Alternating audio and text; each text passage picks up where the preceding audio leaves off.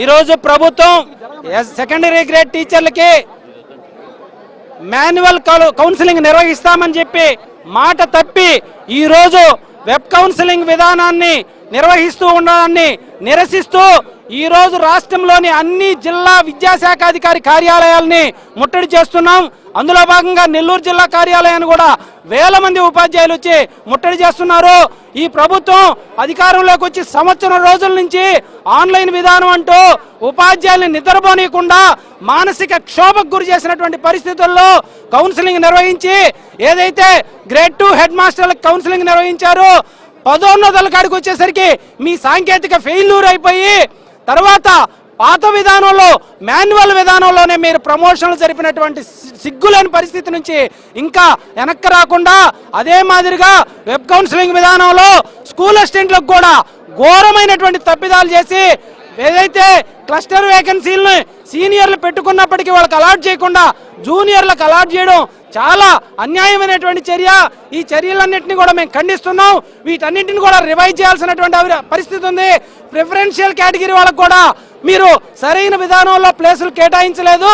అదే మాదిరిగా ఈ రోజు ఇంత విఫలమైనటువంటి యొక్క టెక్నాలజీ కావచ్చు, సాంకేతికత లేని అంశాన్ని మీ సాఫ్ట్వేర్లు మా ఎడ్జిటీల మీద బలవంతంగా దిద్ది వెబ్ కౌన్సిలింగ్ నిర్వహించాలని చూస్తున్నదాన్ని మేము తీవ్రంగా వ్యతిరేకిస్తూ ఈరోజు ముట్టడి కార్యక్రమాన్ని నిర్వహిస్తున్నాం. కాబట్టి ఇప్పటికైనా ప్రభుత్వం కళ్ళు తెరిచి ఉపాధ్యాయులు ఏదైతే కోరుకుంటున్నారో వారి అభిష్టం మేరకు మాన్యువల్ పద్ధతిలోనే కౌన్సిలింగ్ నిర్వహించాలని చెప్పి ప్రభుత్వాన్ని డిమాండ్ చేస్తున్నాం. అధికారులు ఇప్పటికైనా అహం తగ్గించుకొని కేవలం మాన్యువల్ కౌన్సిలింగ్ నిర్వహించాలని డిమాండ్ చేస్తూ ఉన్నాం. ఈరోజు ఉపాధ్యాయ సంఘాల ఐక్యవేదిక ఆధ్వర్యంలో ఉపాధ్యాయుల బదిలీలు, రీఅపోర్షన్మెంట్ మరియు ప్రమోషన్లకు సంబంధించిన అనేక విధానాల్లో ఉండేటువంటి అసంబద్ధాలన్నీ కూడా ఉపాధ్యాయులపై రుద్దరిస్తూ వాళ్ళని బలవంతులకు బదిలీలకు గురి చేస్తున్నటువంటి పరిస్థితుల్లో రాష్ట్ర వ్యాప్తంగా ఐక్యవేదిక పిలుపు మేరకు ఈరోజు నెల్లూరు జిల్లా విద్యాశాఖాధికారి కార్యాలయాల్ని ముట్టడి చేయడం జరిగింది. ఈ రోజుకైనా సరే అధికారులు దిగివచ్చి మనకి ఎడ్జిటీలకు ఏదైతే ఐక్యవేదిక అందరికి కూడా హామీ ఇచ్చినటువంటి ప్రభుత్వం మాన్యువల్ కౌన్సిలింగ్ నిర్వహించాలని ఈ సందర్భంగా డిమాండ్ చేస్తూ ఉన్నాం. వెబ్ కౌన్సిలింగ్ లో అనేక రకాలైనటువంటి ఇబ్బందులు ఉన్నాయి. ఆ సందర్భంలో 2000 మంది 3000 మంది ఎడ్జిటీలు బదిలీలకు అప్లై చేస్తున్నారు. వాళ్ళకి మాన్యువల్ కౌన్సిలింగ్ నిర్వహించకపోతే చాలా ఇబ్బందికరమైన పరిస్థితి ఉంది. అలాగే స్కూల్ అసిస్టెంట్స్ ఏదైతే ఉన్నారో వాళ్ళందరికీ కూడా మనకి క్లస్టర్ వేకెన్సీస్ కేటాయించేటప్పుడు వాళ్ళు విధానాలను ముందుగా ప్రకటించకుండా రిటర్న్ గైడ్ లైన్స్ ఇవ్వకుండా వాళ్ళకి సరైనటువంటి ప్లేసులు దొరక్క చాలా మంది జూనియర్ ఉపాధ్యాయులు కావచ్చు, సీనియర్ ఉపాధ్యాయులు కావచ్చు, వాళ్ళ యొక్క వెబ్ ఆప్షన్స్ గందరగోళం అయ్యి అత్యంత దూరమైన ప్రదేశాలకు వెళ్లి వాళ్ళ కుటుంబాలన్నీ కూడా ఆవేదన చెందుతున్నాయి. ఆ సమస్యను కూడా పరిష్కరించాల్సిన అవసరం ఉంది. అలాగే పిఎస్హెచ్ఎంలకి ఎడ్జిటీలకి ప్రమోషన్లు ఇవ్వాల్సిన పిఎస్హెచ్ఎం పోస్టులని స్కూల్ అసిస్టెంట్లో ఉండే సర్ప్లస్లో ఉండాలని తీసుకొని పోయేసి ఆర్డర్లో రిటర్న్గా వాళ్ళకి ఇవ్వకుండా పిఎస్హెచ్ఎంలో టెంపరీగా ఆడి పెట్టడం అనేది కూడా చాలా బాధాకరమైన విషయం. ఈరోజు నెల్లూరు జిల్లాలో ఎడ్జిటీలకి జిల్లా పరిషత్ మేనేజ్మెంట్ లో సింగిల్ ప్రమోషన్ కూడా లేదంటే గత 30-40 సంవత్సరాలు పనిచేసినా కూడా ఉపాధ్యాయులు ఎడ్జిటీగా కొనసాగడం అని ఈ ప్రభుత్వం యొక్క విధానాలు యూనిఫైడ్ సర్వీస్ రూల్స్ లేకపోవడం అనేది ప్రధాన కారణంగా తెలియవస్తుంది. అలాగే లాంగ్వేజ్ పండిట్లన్నీ కూడా చాలా మంది డిఓపుల్లో ఉన్నారు. వాళ్ళందరికీ కూడా ఒకేసారి అప్గ్రేడ్ చేస్తా ఉన్నారు. కానీ అనేక రకాలైన ఇబ్బందులతో అనేక రకాలైన సాకులు చెప్తూ వాళ్ళ యొక్క పరిస్థితిని పట్టించుకునే పరిస్థితి లేదు. వాళ్ళందరూ కూడా డిఓపుల్లో ఉంటూ రకరకాల ఇబ్బందులు పడుతూ ఉన్నారు. కాబట్టి అనేక విషయాలన్నీ కూడా గమనించి మేము ఏదైతే డిమాండ్ చేసామో ఆ సమస్యలని పరిష్కరిస్తూ మా అందరికి కూడా ఎడ్జిటీ ఉపాధ్యాయులందరూ కూడా మాన్యువల్ కౌన్సిల్ నిర్వహించాలని పదే డిమాండ్ చేస్తున్నాం. ప్రభుత్వాన్ని హెచ్చరిస్తున్నాం. ఈ పరిస్థితి చాలా దూరం వెళ్తుందని మీరు గుర్తించాలని అధికారులు ప్రధానంగా గుర్తుపెట్టుకోవాలి. ప్రభుత్వానికి మరియు ఉపాధ్యాయుల మధ్య వారధిగా ఉండాల్సిన అధికారులు ప్రభుత్వాన్ని ఉపాధ్యాయులను ఇద్దరిని తప్పుదోవ పట్టిస్తున్నారని మేము ఈ సందర్భంగా తెలియజేస్తున్నాం.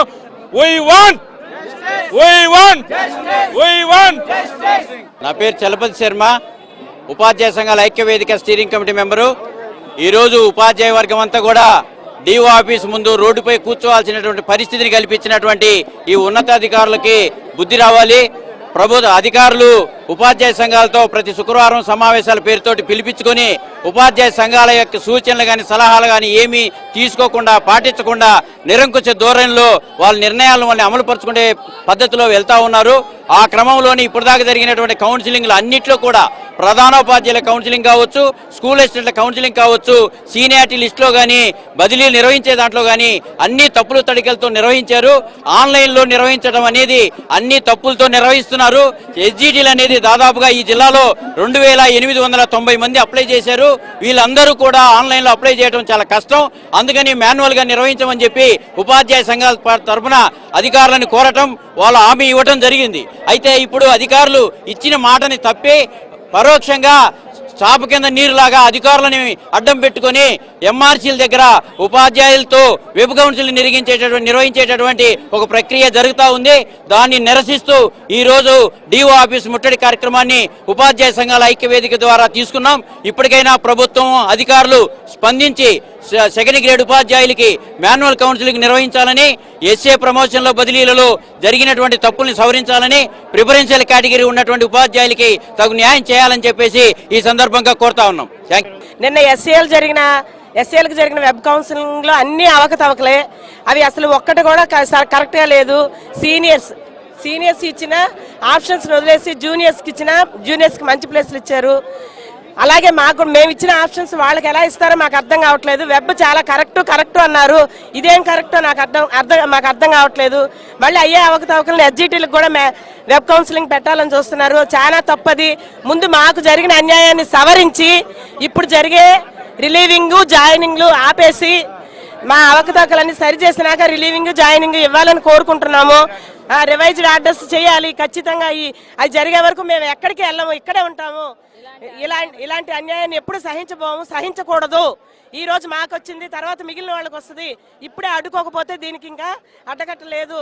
కాబట్టి దయ ఉంచి ఇప్పుడు జరిగిన కౌన్సిలింగ్ని ఆపేసి మళ్ళీ రివైజ్డ్ ఆర్డర్స్ ఇవ్వాలిగా కోరుకుంటున్నాను. జై ఐక్యవేదిక, జై జై ఐక్యవేదిక. ఏమండి, ఇవాళ నిర్వహిస్తున్నటువంటి ఈ ట్రాన్స్ఫర్స్ అనేవి చాలా అసంబద్ధంగా ఉన్నాయి.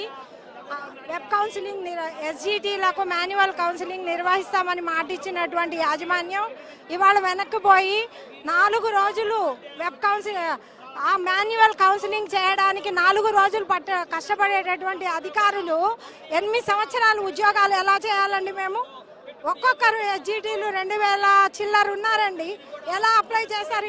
ఎన్ని స్కూల్స్ మీద అవగాహన ఉంటుంది? ఎలా ఆ స్కూల్స్ అన్ని ఎలా వెబ్ కౌన్సిలింగ్లో ఆప్షన్స్ పెట్టుకోవాలి?